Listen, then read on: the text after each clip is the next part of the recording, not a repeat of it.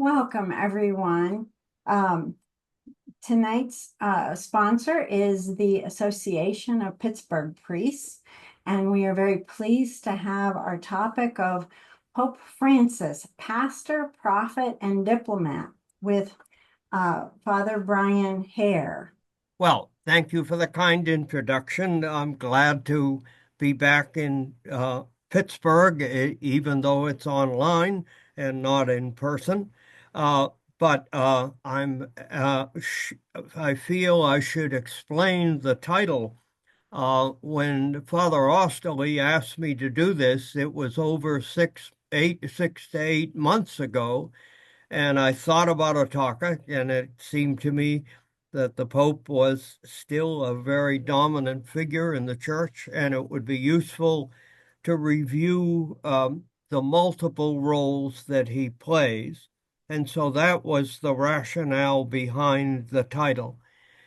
As he became ill, seriously ill, over the last few weeks, I've thought about the question about how to present this in case he died.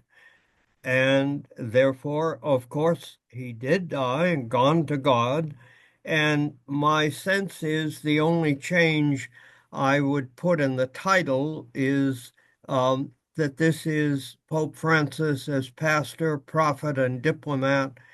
And it's a review of his activity and impact on the church and the world in those three roles. So you have three roles with one person.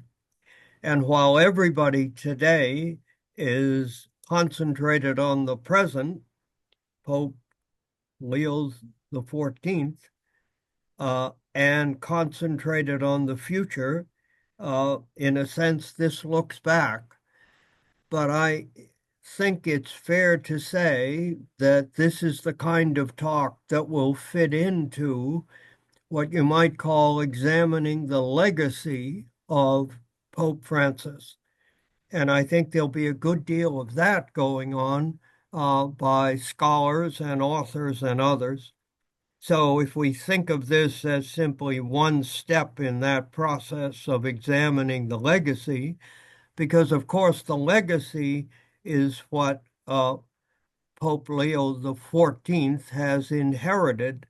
He will take us into a new chapter, but he inherits the legacy of Francis and others, as I'll indicate tonight. So that's my defense of staying with the topic of looking back when everyone is looking right now where we are and where we're going. My method of examining these three roles will take four steps. First, I want to talk about the sources of influence in Pope Francis's own life. Secondly, I want to talk about Francis as the pastor, examining his ministry. Secondly, to talk about Francis as the prophet, his teaching. And then thirdly, Francis as the diplomat, his influence and engagement with the wider political world beyond the church. So, what about sources of influence on Francis? I think there are three. First, he's a Jesuit. Secondly, he was a Latin American bishop. And thirdly, he was a post-Vatican II bishop. And each one of those has a certain content built into them. His life as a Jesuit undoubtedly continued to stay with him when he entered the papacy. The Jesuit tradition of spirituality, the Jesuit tradition of discernment, and the Jesuit commitment to social justice and engagement with the secular reality of the world. All of that was part of his life before he became Pope.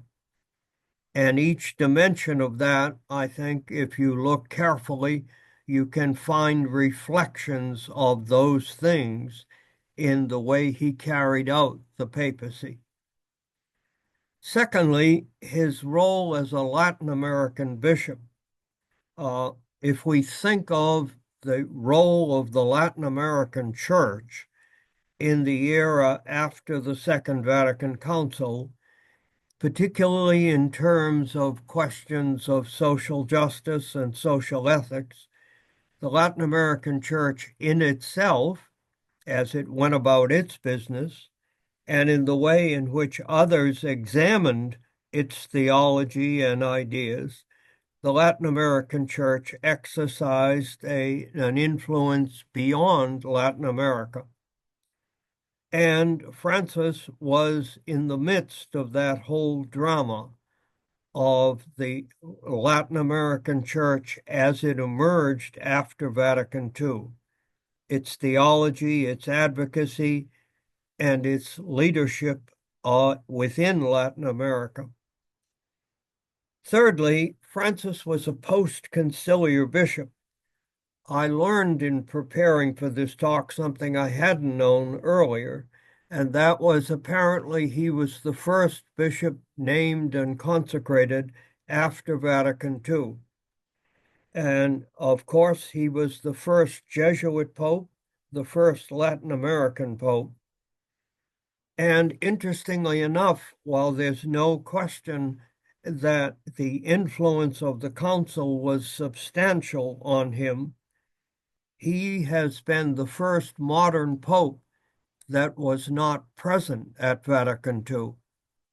If you think of John the 23rd, who called the council, think of Paul the Sixth, who followed him, think of John Paul II and Benedict, all of them in different ways were present at the council. Ratzinger not as a bishop, but as a major theologian.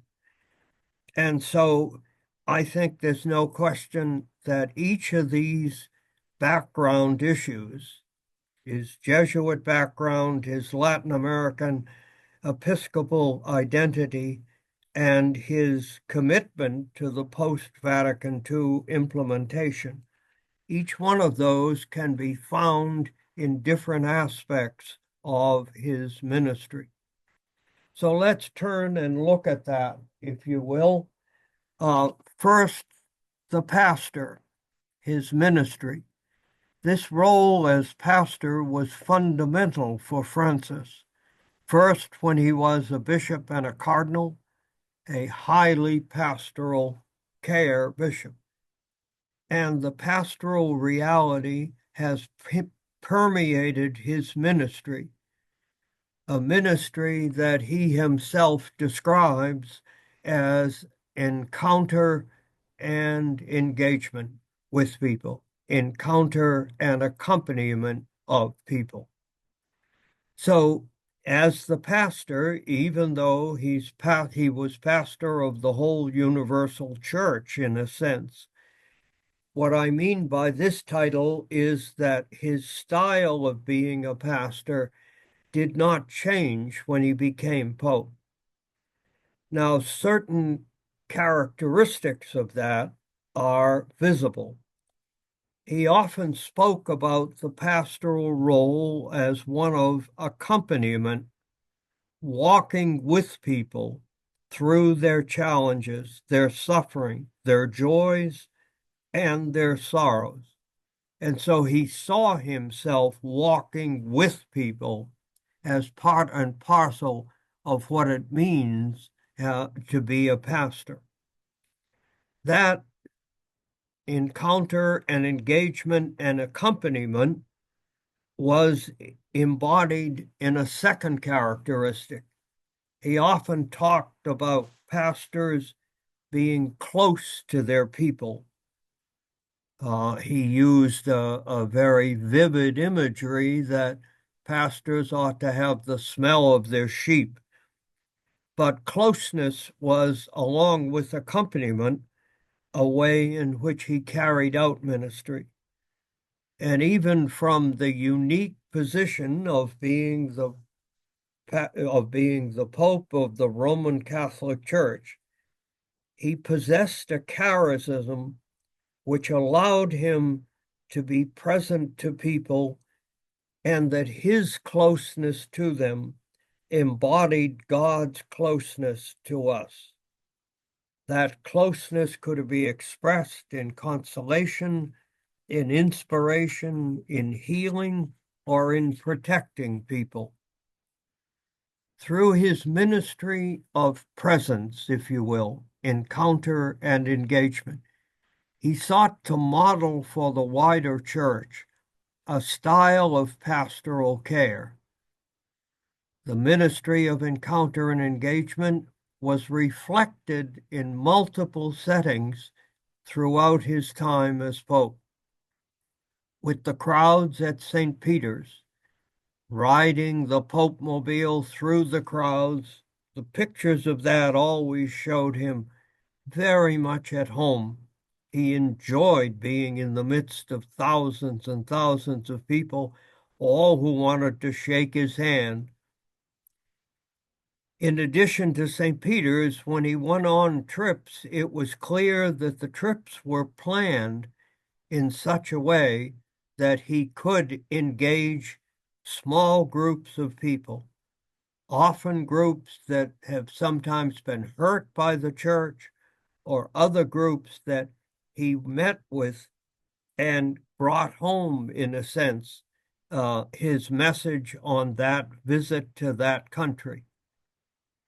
In addition to that, whether it was in Rome or on the trips, we often found him visiting prisons, visiting hospitals and shelters, soup kitchens, and beyond. So accompaniment, closeness, encounter, and engagement, all of that was embodied in the idea of Francis as the pastor, whether it was the pastor in Argentina or the pastor based in the chair of Peter in Rome. Now, beyond being a pastor, I argue that if you look at his teaching, it is appropriate to speak of him as a prophet. Obviously, not a prophet that saw the future. We know that's not the biblical meaning of prophet. The biblical meaning is one who speaks for God. And his teaching illustrates, I think, his role of the prophet, his style of teaching. Francis's social teaching was rooted in the theology of Vatican II, and particularly it was rooted in the final document of Vatican II, the pastoral constitution of the Church in the modern world, the Latin title Gaudium et Spes, Joy and Hope. This document was the final document of the Council. Unlike other documents, the one on the nature of the Church, for example, Lumen Gentium, Lumen Gentium and a number of others were planned from the beginning to be part of the Council. There was no plan for the document that came to be known the Church in the modern world. The idea for that document emerged from the Council itself, as the bishops gathered in council sought to analyze not only the internal questions the church faced, but what its external role in the world should be. Increasingly, the idea that there ought to be a theological text that examined not so much the content of the church, but the context in which the church was to carry out its ministry. And that idea is what ultimately came to be the final document of the Council, voted in the very last days of Vatican II in 1965. In fact, it had been a controversial text because some people thought that trying to analyze secular reality and the church's role in it was not the appropriate style for a council. They were comfortable with an internal examine of the church's life. or its ecumenical relations or its interfaith relations, but the idea of analyzing the political context in which the church functioned met some resistance, and it was only with the influence of Paul VI who pushed that this document be carried forward, that it eventually emerged. For Francis, that document became a very, very important text, I would argue.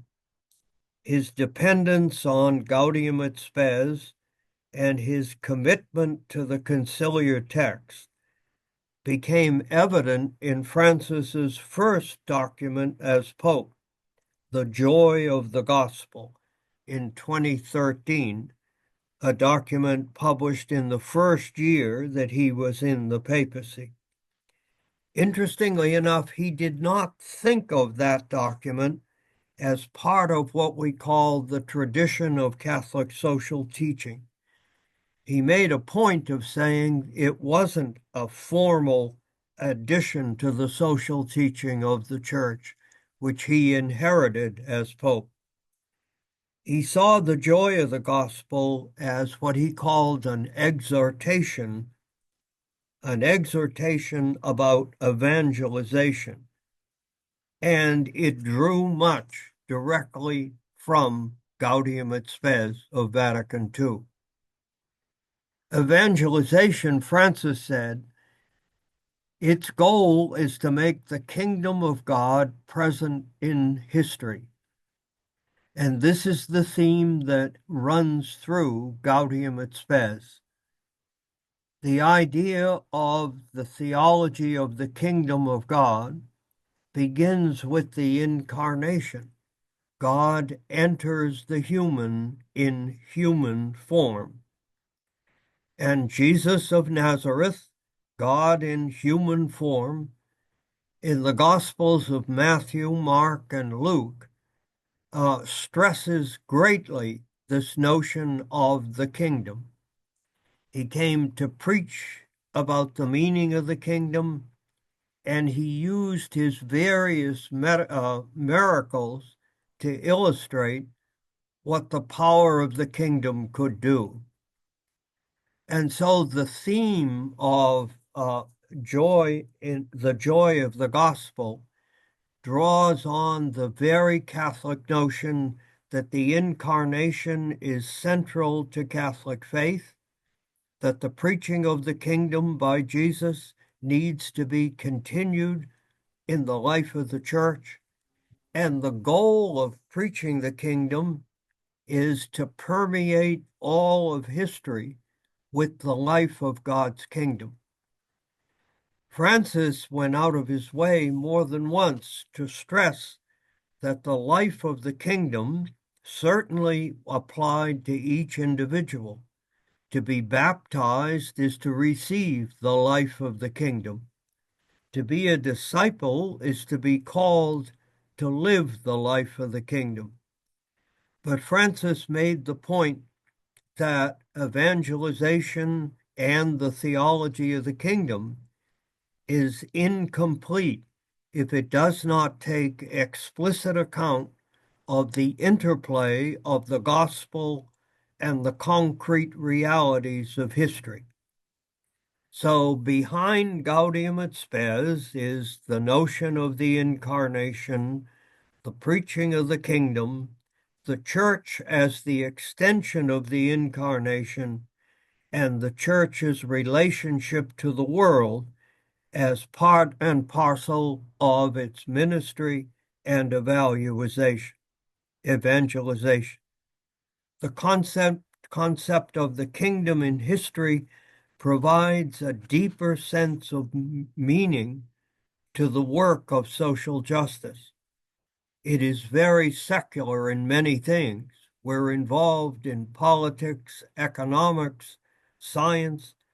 To be sure we are, but the document of Gaudium et Spes also tells us that that secular involvement has a deeper meaning, and it helps us to understand what we are trying to do in the social ministry of the church. Francis, in the document The Joy of the Gospel, says this: true Christian hope, which seeks the kingdom always, generates history. True Christian hope generates history. So, Francis, as his teaching, has as a kind of foundation the notion of the joy of the gospel, the life of the church in the world, and its relationship to the world. Now, in the joy of the gospel, we get the beginning of Francis's social ministry. But as I said, he originally did not believe it was an addition to the social teaching. On the other hand, in 2020, 7 years after the joy of the gospel, he published the encyclical Fraternity and Friendship. And this he thought of as his contribution to the growth of the social teaching of the church. So if you take the joy of the gospel at the beginning of his ministry and Fratelli Tutti in 2020 and beyond that until now he has passed to the Lord, there are three different issues that this foundation of the church and the world serves as a basis for the church to engage its social ministry. So the first is his constant concern about social and economic justice. This is very much rooted in his background in Argentina.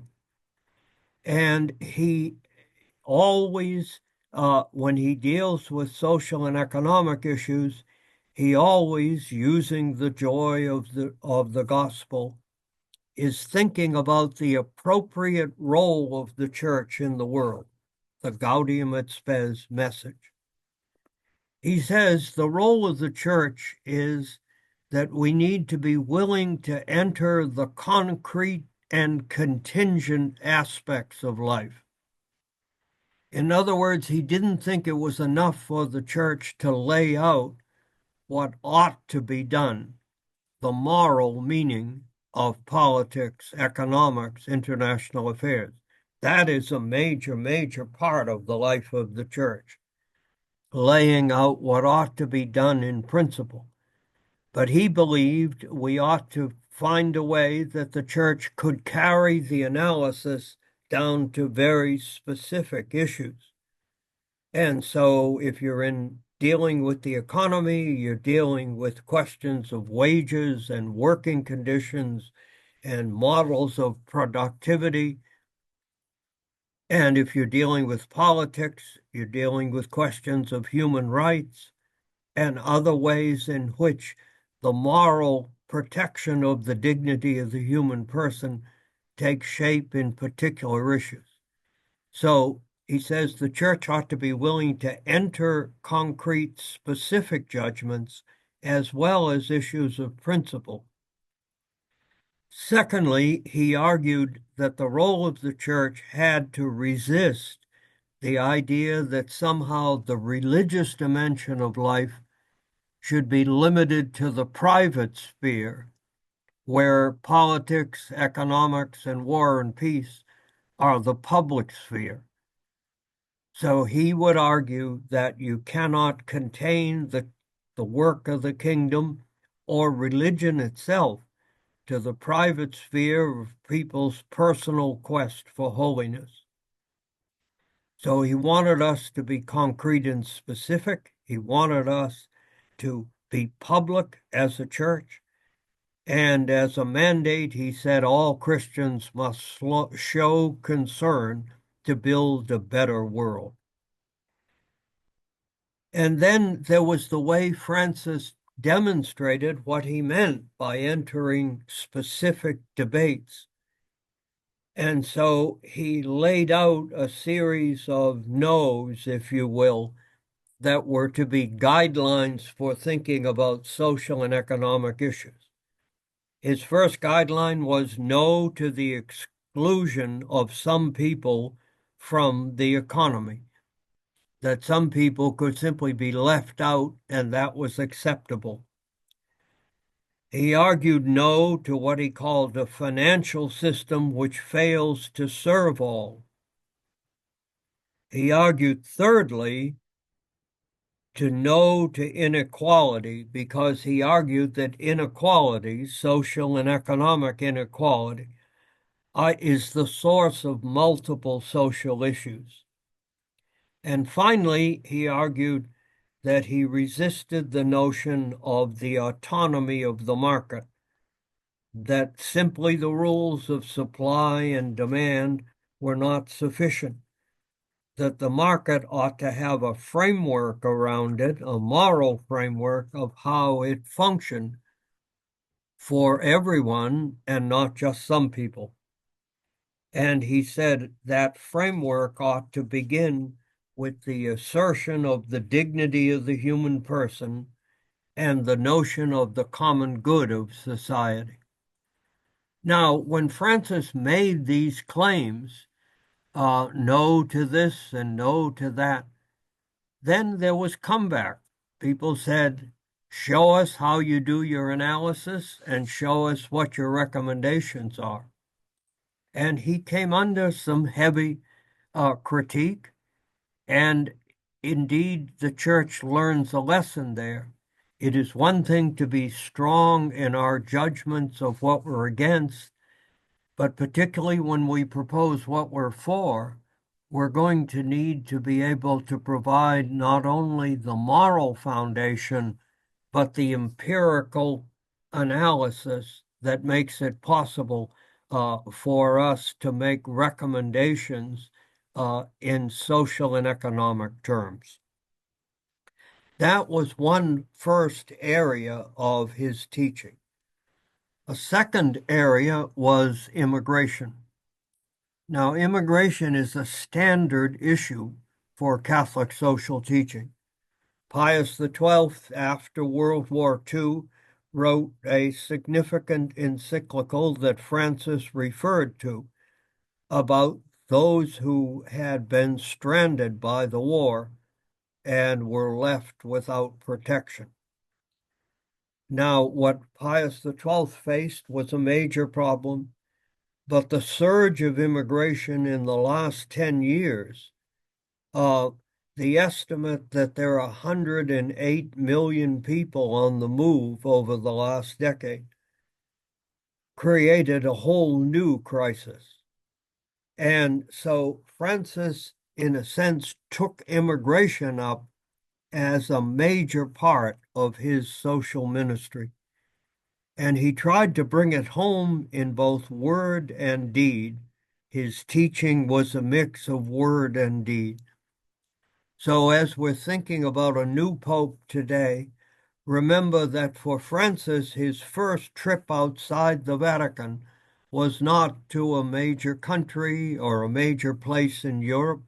His first place was to Lampedusa, an island off the coast of Italy, where people waited trying to find their way into Europe.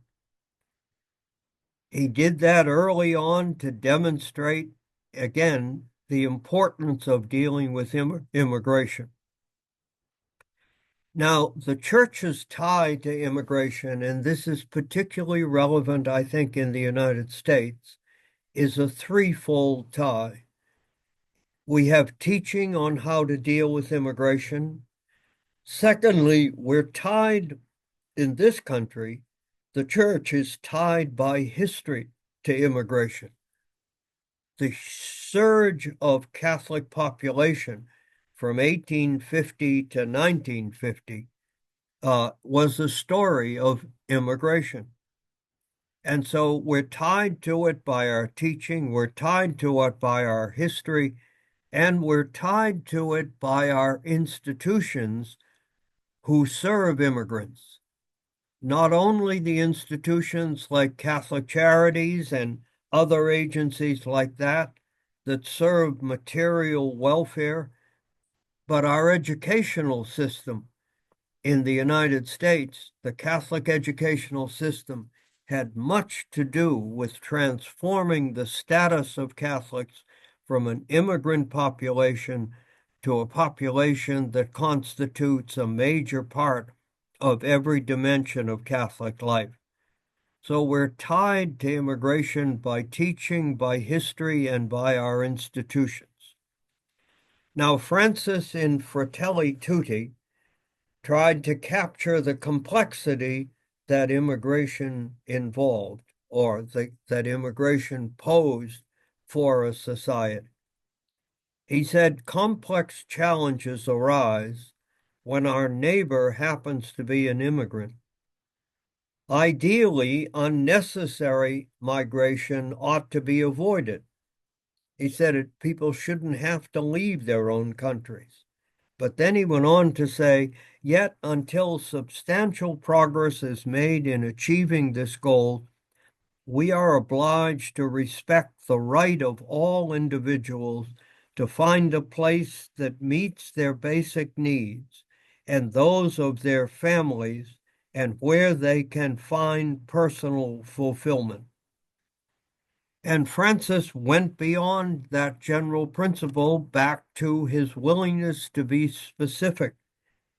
His formula for societies faced with immigration is that immigrants should be first welcomed, secondly protected, thirdly promoted in their interests, and finally integrated ultimately into the society where they have come. Each one of those steps has to be examined, and they constitute major commitments. And Francis, every now and then, had to make sure people understood that he understood this was a big challenge. And he wasn't trying to simply criticize countries, but encourage them. Indeed, he used a wonderful example. Again, his ecclesiology undergirded his social ministry. Francis said the church should be like a field hospital in a society. And we know what that means, a hospital in the middle of a battlefield. And that was a first guide for him to think about the role of how the church acted in the social arena, whether it was social and economic questions or immigration questions. The other point that he made in terms of laying out the case about immigration is that he said the church always ought to be focused on the peripheries of society. Now, peripheries, I think, has two meanings. One is the peripheries of countries in the world, countries that find it hard to get the rest of the world to pay attention to their problems or their needs. Francis deliberately defined his trips in such a way that he visited places that he would regard as peripheries. And because he was the Pope, the press went with them, and therefore the issues were illustrated. And then there's another meaning of periphery, though, not geographical. Those on the periphery of any society at every level, local, national, those in that condition because of material needs or educational needs, the peripheries were places that every society had, and Francis wanted the church to keep its eye on the peripheries, even as it served the whole society and its common good. So, social and economic questions, part of his teaching. Secondly, immigration, part of his teaching. The third part of his teaching was the environment and climate. His encyclical Laudato Si is now 10 years old. It is interesting to see how the rest of the society welcomed this letter. The English newspaper, The Guardian, pretty leftist newspaper, and not normally known for its treatment of religion. It said of Laudato Si, it is the most astonishing and perhaps the most ambitious papal document of the last 100 years. And that judgment was reaffirmed by other outside secular voices. If we look at its internal content, the following things I think are clear. First, the letter is notable for the way that it blends empirical scientific data with normative moral principles. Sometimes church teaching on complicated problems can give us the moral principle, but if they don't relate it to the empirical data, then you're left with a principle hanging in the air. It's valuable to teach it and to know it, but it's when you relate it to the empirical reality that its role shows up. Secondly, in addition to blending empirical data and normative principles, the letter is a new chapter in the dialogue between science and religion, and specifically a new chapter in the dialogue between the Catholic Church uh, and science. So science welcomed this letter and welcomed it in a way that continues to today. Thirdly, the letter gives us not only descriptions of the dangers of climate and environment today, but it teaches us in a theological way that we are to see the earth and its surroundings as a gift. We are accessible and available and responsible for that gift. Francis has always had a way of putting it crystal clear. We are not God. The earth was here before us, and it has been given to us. And then finally, in the letter, what one finds is Francis's notion that all things are connected. Now, sometimes it's hard to demonstrate that proposition, but he continued to use it again and again. And in the letter, he particularly connects the impact of the environment on the poor. So it takes us back to the socioeconomic dimension. So Francis's social teaching, social and economic issues, immigration issues, and the environment. Those are three examples of a larger picture that his teaching dealt with. Finally, Francis as a diplomat. Now, here it's interesting that his background was different. Most of the of the modern popes had been part of the Vatican Foreign Service. John the 23rd was a nuncio to more than one country. Paul VI was in the upper reaches of the Secretariat of State for most of his priesthood. And then John Paul II, while not in the Vatican Foreign Service, John Paul II, of course, was in the pitched battle of communism and Catholicism, and he was schooled in understanding world politics as well as the politics of his country. And so, in a sense, all of them had that background.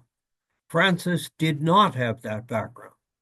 His life as a Jesuit, as a teacher, as a provincial, then as a bishop in Argentina, archbishop and cardinal, was not about international affairs, although the Latin American church was about Latin America as a whole after the council. But Francis, although he didn't have the background, he quickly adopted an activist posture internationally when he became the, the possessor of the chair of Peter. The traditional model of Vatican diplomacy is relationships with states and international organizations, and particularly the Vatican's position at the UN and addressing international problems of international economics, war and peace, and human rights. Francis added to that traditional model of diplomacy his own personal style. The multiplicity of his travels was never quite what John Paul II was, but he had a longer pontificate.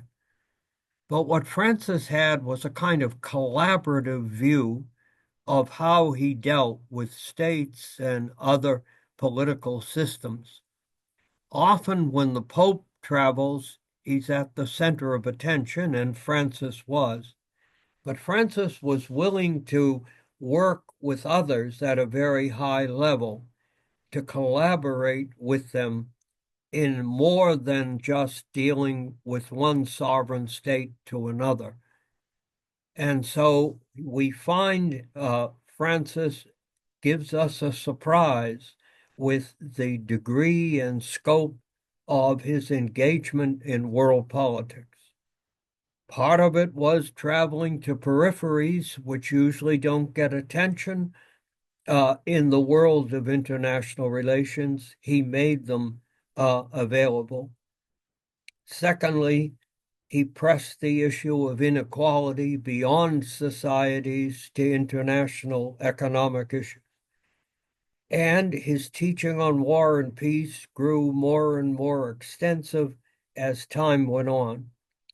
I can't take you through the specifics of this because I'm up against my time limit, but I did want to not leave out the Francis diplomacy as part and parcel of his contribution to the papacy and to the world. So I believe I have hit my limit, maybe a little over it, and so I will cease and desist. Well, thank you so much. So I'm wondering if anyone has any questions that they would like to Father Bryan to answer.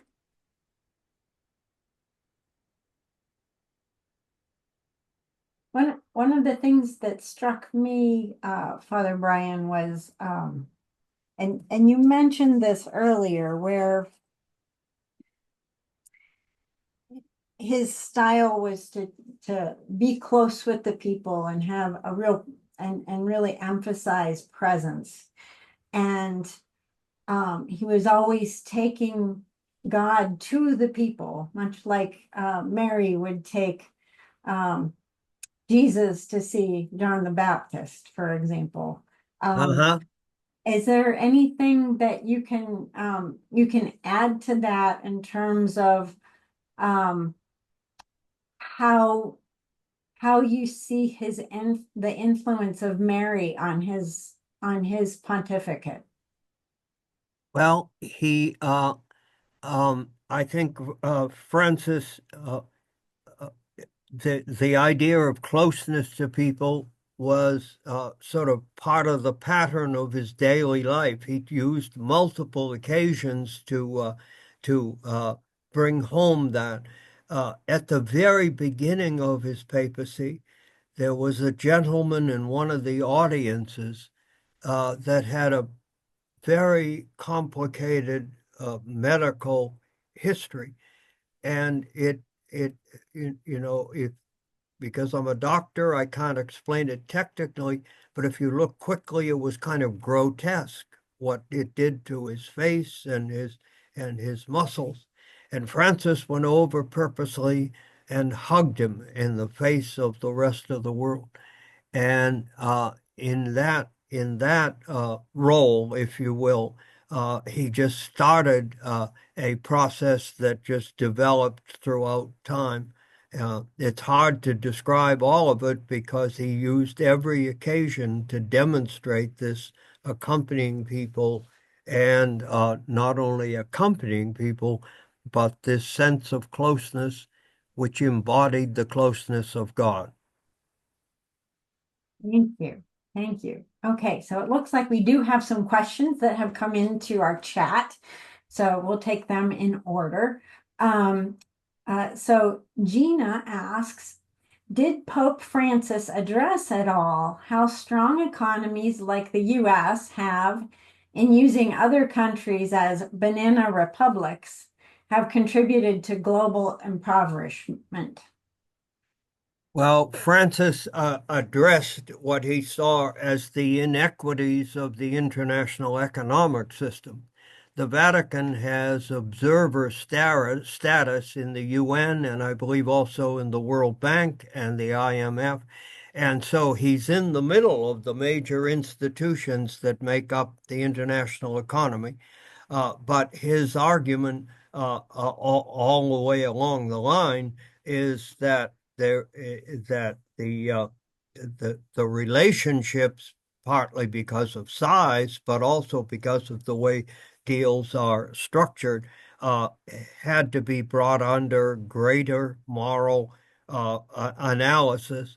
And now it's a very complicated area, but it's an area that the church, in its teaching, has basic principles to deal with international economic issues. And uh, particularly the teaching of John Paul II gave us ways of understanding that. Francis would make a strong critique in the way I indicated, no to inequality, no to a financial system. While he wanted us to deal with the specifics, sometimes he didn't descend to the specifics himself, but he left it to others to do that. There's wisdom in that because you need particular kinds of skills. The American Jesuit John Courtney Murray, when he was writing on the church's social teaching, at one point said that we needed to understand the factual complexity of an issue before we made moral judgments on an issue. And that understanding of the factual complexity is clear in spades in international economic issues. Thank you. So the next two questions, one from Melanie and Art McDonald and the other from Walt Grazer, I'm going to kind of combine. They're both about war and peace issues. And one asks, could Francis have done more to influence the Russian-Ukraine conflict? And then the next one is sort of like from Francis's point of view, could you comment on his concern about war as an instrument of resolving about how the war as an instrument of resolving disputes is. So Yeah. sort of, so could Well, he have done more with that particular conflict? And how did his point of view about war and peace help to resolve you know, this? well, this is a hard question to summarize, partly because I've taught it for 50 years, so there's always a mistake that you'll go on too long. But basically, there are three basic moral positions on the use of military force. On the one hand, there's pacifism, pure pacifism, which says that any use of lethal force is wrong. So there is no justification for the use of lethal force. At the other end of the spectrum is what is sometimes called realism. And realism is a political position that in the hands of some would say in war, there is no room for moral judgment because the issues are so dramatic, so complicated that by raising moral issues, you simply complicate the problem. The third position has been the traditional position of Catholicism, that some uses of force are morally acceptable, but not all uses. And then we develop a set of criteria for that. Francis cast some doubt on what had been the middle position.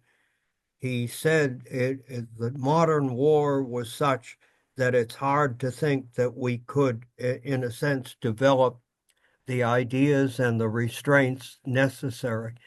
And so he caused some consternation by placing in doubt what had been the traditional position. He wasn't a pure pacifist, but he moved to a position between just war and pacifism that emphasized nonviolence as a way of solving problems. Uh, and the, uh, the the position he took was a position that uh, gave a lot of support to what is called peace building. Peace building isn't necessarily a pacifist position, but it concentrates on trying to, before the fighting starts, eliminate the causes of the difficulty, and even when the fighting starts, to try to, in a sense, put the efforts of the church into humanizing things and humanitarian aid. So he cast doubts on that, and he entered the discussion of the nuclear question in a way that I'll exhaust all the time if I try and deal with it. My own position is the middle position, but I think the church today, I just wrote an article in Commonweal in which I said the ethics of war yields now for Catholics a pluralism of positions. Pacifism, the second position of peace building, and maintaining the just war position. And I think each of them has different utility in different circumstances. Peace building is particularly adept, I think, in dealing with conflicts within a society. But when you get to the great power problems and the nuclear problems, I think the strength of the just war position means we need to maintain that. Now, you'll have to bring me back for another time to talk because I'm going to cut off all these other questions, some of them from people I know personally. Yeah. I think you asked me about Ukraine. Francis Yes. typically, when he talks about war, basically says all war is wrong. That's not unique to Francis. In some sense, we expect the Pope to say that, and he does. But often he stops at that. And what happened in Ukraine and Russia and at the beginning, and to some degree in the Middle East also, is that by condemning all war as wrong, he did not make distinctions about who caused what harm and what means of force are acceptable to resist that harm. And so people felt that he, in a sense, left his answer at too general a level. Now, that's partly where the just war is meant to help out, to take us into detailed questions about the use of force. Eventually, uh, eventually, he has said, Francis said to Zelensky, you have to defend yourself. Well, if you have to defend yourself, by what moral theory do you do it? And I think that means that the just war is still alive. So it looks like Sister Barbara Finch has a question. You want to unmute, Sister Barb? Um, Thank you, Brian. I was wondering if you could comment a little bit about there seems to be a pervasive aversion among the clergy that spills over to the many of the laity of not embracing Catholic social teaching in our teaching and our preaching and so forth and so on, and the pastoral bishops' pastorals on the economy and peace don't seem to have any impact on people. It's like they're archaic, and yet they have some purpose. Could you comment of how we Yeah, can turn that around as a church? well, I that's not a modest question. Uh, so, well, I would say first, if you take the Catholic population as a whole, which is about 30% of the United States, if you take that, the social teaching isn't so much opposed as it's not known. Now, we've been saying that for years, and it is still true. But to some degree, I gave a lecture 2 years ago and repeated it in more than one setting called Two Wars and One Moral Theory, in which I looked at the Middle East and the Russian-Ukraine conflict. And I was amazed. I work and live in a very highly educated parish, and it was all brand new news if you got into these categories and judgments. So I don't know at first whether it's a bad will. It is lack of knowledge. Now, having taught social ethics for years and years, it is a difficult job to deal with the pulpit because you have a very limited amount of time. So while I encourage people to use the social teaching, you have to be careful about what you do from the pulpit, lest you mislead people. And so that's why I look for occasions like this, or the lecture I did on the two wars, other settings where people can ask questions and you can explain a position at length. You and Maureen O'Brien has a question. Hi, Father Bryan, one of your former students here. It's lovely to That's see what I you. thought. That was one of those names. You're right. Nice to see you. Just wondering, from your sense of Pope Francis and his Latin American background and context and the theological currents that he was formed in, what do you think influenced him the most in his papacy? Do you have any sense of that you could raise? I'm not sure I do. I know I'm not a specialist in Latin American theology, but Catholic theology, but I do know obviously the dominant school was the theology of liberation. And I thought Francis carved out a somewhat different position on it, not totally opposed to it, but a different position.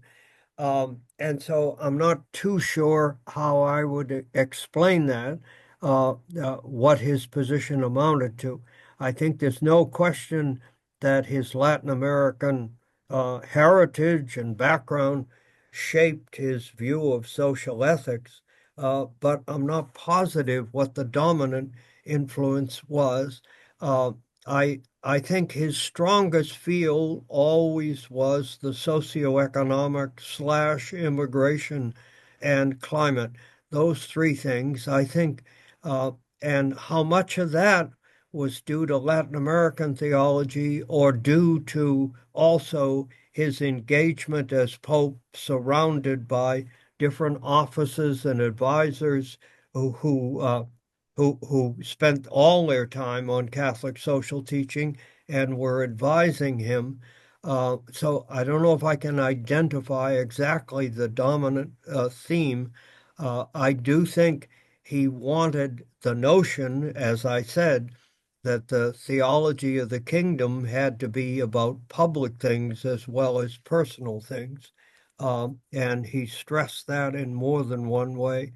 Um, but tracking the Latin American road to the papacy, I think would take someone who had more background in Latin American theology. I can judge the papacy once he got there, and that I gave you some indication of what I thought that was about. Thank you. Carolyn Wu asks, Father Bryan, can you speak to his role as the reformer of the Curia? Hi, Carolyn. How are you? Well, now, Carolyn, you know that's loaded. Well, thank you. But you could take it. You could address it. So he certainly tried. And produced a major document to preach the gospel. Um, uh, he, interestingly enough, I'm sure you're a reader of the Wall Street Journal, Carolyn, and Carolyn was the head of Catholic Relief Services, a major Catholic agency in the United States. But the front page of the Wall Street Journal today talks a little bit about his struggles trying to deal with the financial reality of the Vatican. And so I think he tried to deal with different dimensions of the Korea. Um, he, he wanted them to again, like himself, be immersed in pastoral dimensions. You may know that at one point he said all the major Korean officials ought to hear confessions once a week, which hadn't been a custom among them. That's one. Secondly, I think he moved people around when he thought that a move would in fact be a reform of the Korea. And I think he was able to accomplish certain things, but it is something he leaves to his successor now as an unfinished product, as I understand it. So how would I rate it? Uh, he tried very hard. His success level, I think, was a strong B, if I can put it in those terms.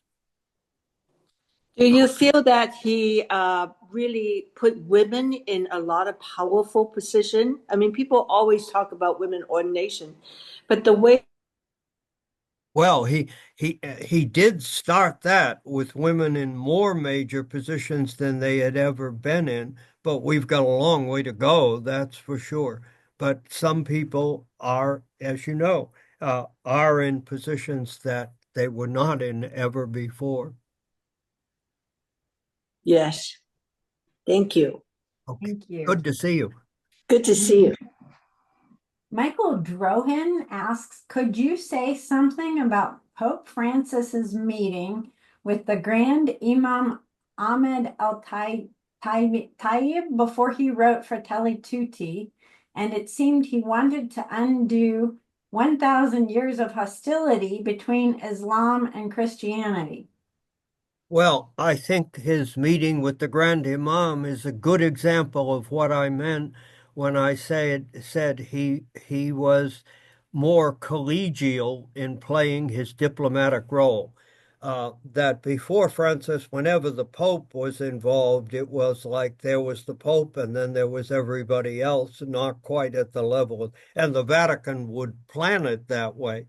But Francis was willing, in a sense, to meet as equals with other religious leaders or other secular leaders, I think, in which he would be one player among others, a position that the popes had not been used to finding themselves in that position. But he, I think, put himself in that position purposely, that he had a kind of collaborative approach to other religious leaders and to secular organizations if he thought they were pursuing the same objectives as he did.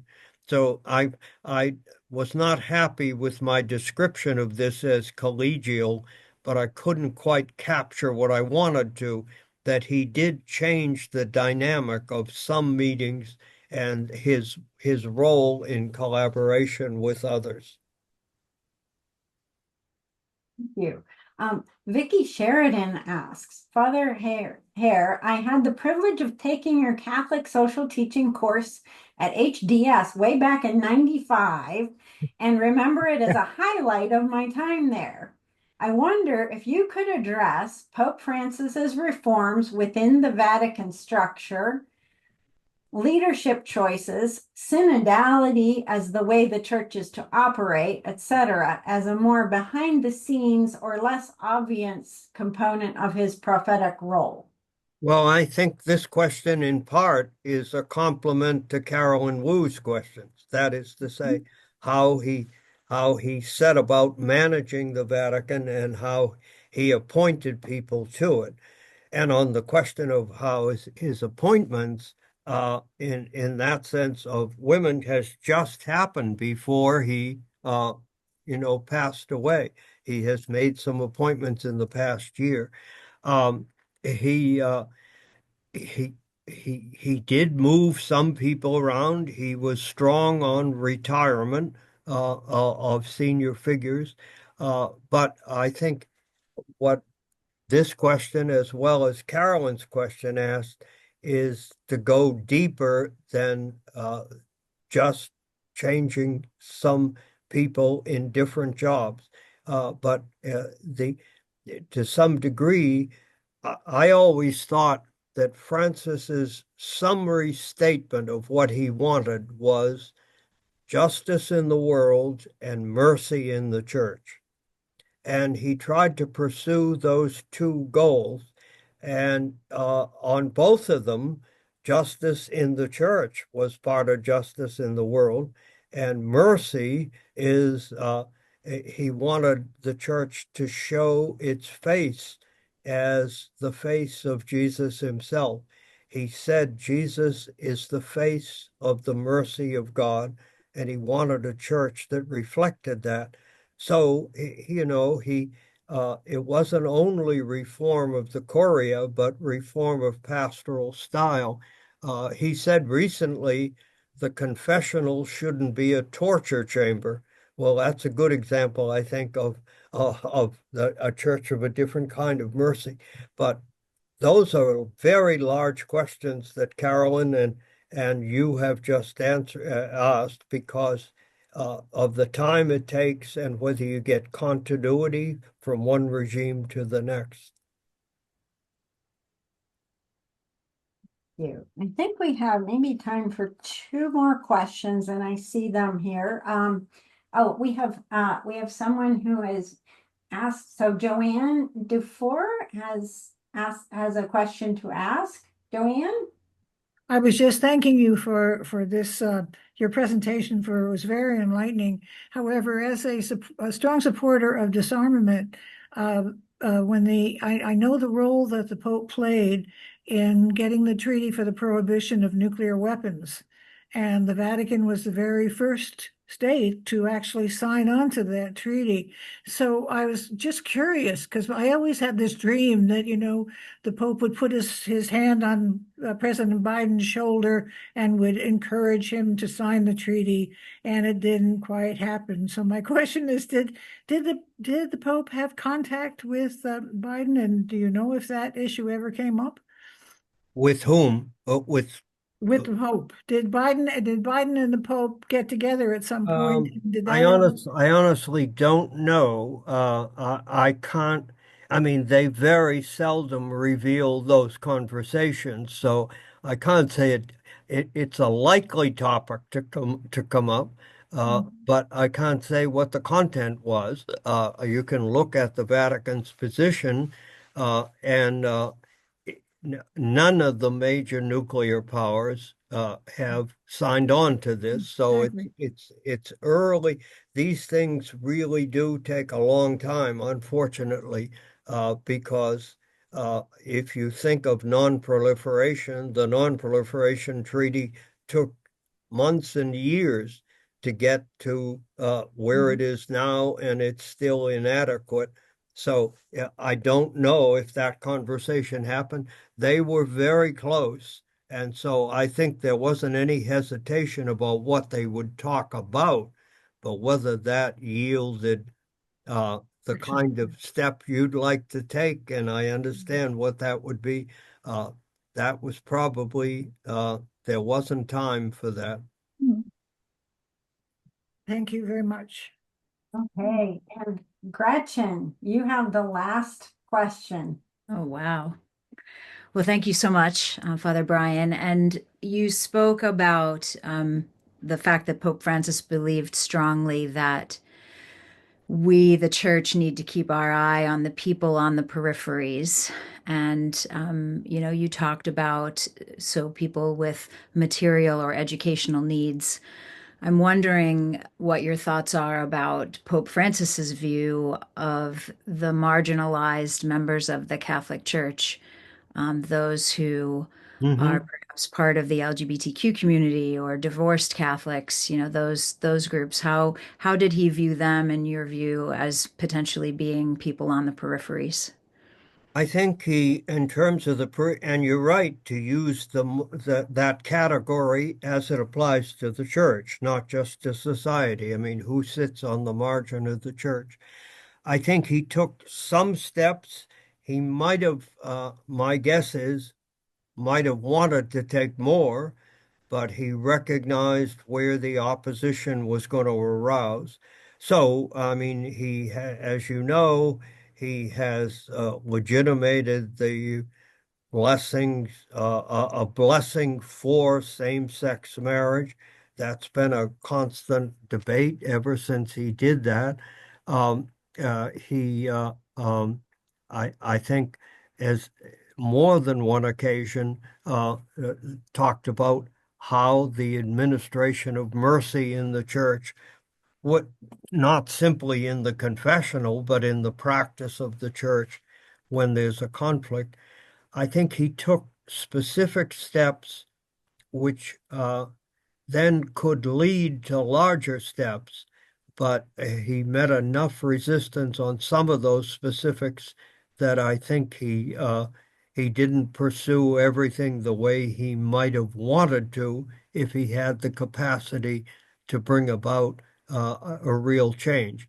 I think when you're in a job like this with all the focus on you, uh, you need courage, but you also need prudence. If you meet a huge defeat on something that you've gone to the mat on, it really influences almost everything else you can do, and that can lead to a certain caution. Thank you. Thank you so much for being here. And Father Bryan, if you would like to have any closing remarks, and I'm going to kind of squeeze in one more. I know Jim McCarville asked early on whether whether you had any thoughts about what areas you think that our new Pope might look at. If you can incorporate that into your closing remarks, we would so much Well, appreciate it. I keep not having enough material to answer all these good questions. Our new pope, I have to learn a lot about him. I really don't know much about him. He's been in positions that I wouldn't necessarily be following in any detail. His career certainly seems impressive, and he seems to me to be a significant follow-on from Francis, not identical with Francis, but in his own way, he seems to be a person who's very experienced in the internal life of the church and very intelligent about what he does with that. So that I'm in a learning mode on the new pope, and that will take me a little time. He's not a highly published author, which is my way of usually getting at leadership in terms of what they write themselves or what people write about him. So I'll be looking for as much of that as I can see. But I think we can be grateful for the legacy of Pope Francis. He was a great gift to the church and to the world. He allowed people to both listen to him, disagree with him, and hopefully then to follow him, at least partially. And so he had a management style that sought to manage the pluralism that is the Catholic Church today. He also had, of course, during his tenure, the explosion of the sexual abuse question. And that issue, unfortunately, is going to take more than one generation to overcome in the life of the church. We have to keep working at it all the time. But when I look out at my Sunday congregation each and Saturday and Sunday, I just know that there are people that were regularly there and have never come back after that. So there is that of an inheritance, if you will. Uh, but I think that the way in which Francis presented the Catholic Church to the world with all its limits, and he was willing to identify those limits, which is a good way to deal with them when you have serious limits. But I think the way he presented the church got a hearing for Catholicism in a way that others might not be able to do so. So we'll have to see what the step beyond Francis is. Father Brian, this is Carolyn again. Yes. What does the speed of the vote tell you about this conclave? The fact that in the second vote, or third vote, we have a new pope. She's asking what the speed of the vote tells you. The speed of, Carolyn, I'm not Of getting the it. vote. The speed of the vote? The vote that elected him, you mean? Yes, that Yes. it came so fast. What Yeah. does that tell you about this conclave? Well, that is interesting. If you asked me to list 5 possibilities before the conclave began, this man would not have been one of the 5. Now, that says nothing about him. This is about me, my acuity. I mean, I understood he was capable and important, but the election coalesced around him. I think there was a great desire among the cardinals uh, to uh, to manifest unity. I think there was a real concern not to have a long, prolonged debate that manifested disunity, and therefore that manifestation might have had something to do with the speed. Bishops of the world knew this man in a way that I certainly didn't. And I think that had a lot to do with it. He appointed a number of bishops who, of course, some of whom became cardinals. So I think that's the other thing. But I think a stress on unity was in the minds of many, left and right, and that had a lot to do with not getting caught in an extended conclave. Thank you. Thank you. Thank you so much, Father Brian.